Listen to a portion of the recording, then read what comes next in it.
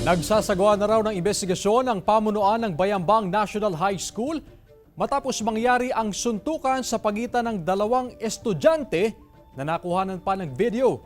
Sundan sa report ni Claire Lacanilaw. Iniimbestigahan na ng pamunuan ng Bayambang National High School ang suntukan ng dalawa nilang estudyante. Nakuhanan pa ng video ang insidente at kumalat sa social media, pero agad din binura sa panawagan ng otoridad. Ayon sa pamunuan ng paaralan, agad na ipinatawag ang mga magulang na mga sangkot sa insidente. Kinukundina ng pamunuan ng BNHS ang anumang uri ng karahasan sa loob at labas ng paaralan. We call the parent kung anong magiging desisyon nila pag haharapin sila. And depende po sa principal namin kung ano ba ang magiging ano dun sa mga bata. Siguro sa mga bata, further counseling and follow-up siguro, further counseling sa kanila para ma-realize nila mali yung behavior nila. Sa investigasyon ng pulisya, nagsimula ang insidente sa simpleng sagian hanggang sa nauwi sa suntukan.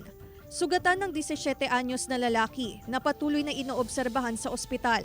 Sasampahan naman ng kaukulang kaso ang nanuntok na 19 anyos na lalaki. Bago po sila nagpag-abot nung kahapon, kadaan, nagkagirian itong dalawang na tao noong September 19, 2023.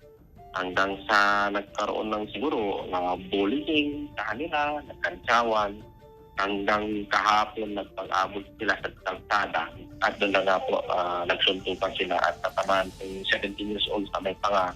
Sa inilabas na pahayag sa social media ng lokal na pamahalaan hinggil sa insidente sa Bayambang National High School, mariin nilang kinokondena ang insidente ng karahasan sa mga estudyante.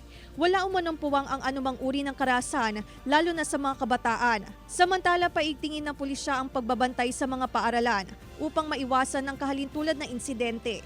Kasama si Henry Duminsil, Claire Lacanilaw, 1 North Central Luzon.